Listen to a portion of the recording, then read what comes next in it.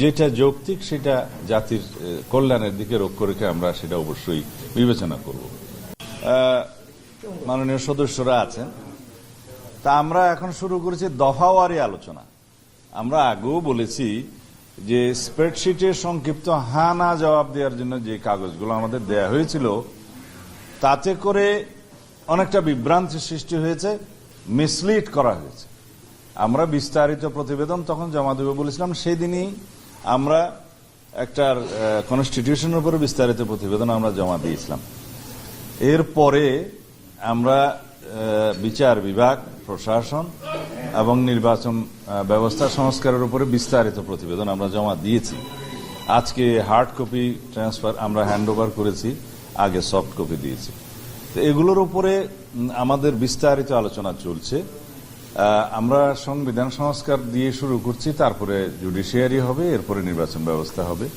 এরপরে আমরা যদি কন্টিনিউ করতে চাই, যদি আমরা আজকে সমাপ্ত করতে না পারি, পরেও আলোচনা হবে। আমরা বুঝাতে চাচ্ছি আমরা সংস্কারের বিষয়ে কতটা সিরিয়াস বিএনপির পক্ষ থেকে।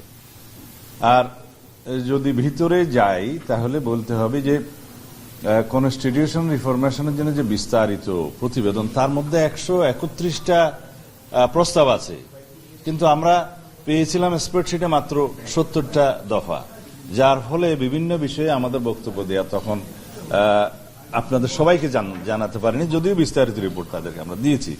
তার উপরে এখন বিস্তারিত আলোচনা হচ্ছে, আমাদের দফাওয়ারি আলোচনা চলছে। আমরা সংবিধানের প্রস্তাবনা থেকে শুরু করে প্রজাতন্ত্র এবং রাষ্ট্রের মূলনীতি, তারপরে ফান্ডামেন্টাল রাইটস থেকে শুরু করে বাকিগুলো আমরা দফায় দফায় আলোচনা করব। বিস্তারিত আলোচনার পরে কতটুকু কি অগ্রগতি হয়েছে সেটা আপনারা পরে জানতে পারবেন, কিন্তু মোটা দাগে বলতে পারি সংবিধান সংশোধনের বিষয়ে যে সমস্ত মৌলিক প্রস্তাবাবলী ওনারা দিয়েছেন সেই বিষয়ে আমরা আলাপ আলোচনার মাধ্যমে চেষ্টা করব একটা জায়গায় আসার জন্য ঐক্যমতে। আর যে সমস্ত বিষয়ে আমরা একমত হয়েছি সেটার সংখ্যা আছে, আপনারা জানেন যে সেটার সংখ্যা খুব বেশি না, 25টার মতো।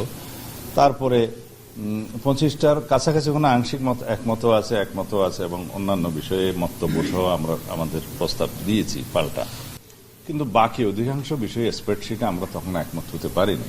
আর বিস্তারিত আলোচনার মধ্যে যে দেখেছি 131 দফার মধ্যে অনেক বেশি বিস্তারিত আলাপ আছে, যেমন ন্যাশনাল কনস্টিটিউশন কাউন্সিল সম্পর্কে বিস্তারিত আলাপ আছে, অন্যান্য কমিশন গঠনের বিষয়ে আলাপ আছে, এবং যে সমস্ত বিষয়গুলোতে আমাদের সুস্পষ্ট মতামত আমরা দিয়েছি সেগুলো নিয়ে কমিশনকে আমরা যৌক্তিকভাবে বোঝাবো, এবং তাদের যে সমস্ত প্রস্তাব আছে সেগুলো নিয়েও আমরা যৌক্তিকভাবে তাদের কাছ থেকে জানতে চাচ্ছি এবং জানছি।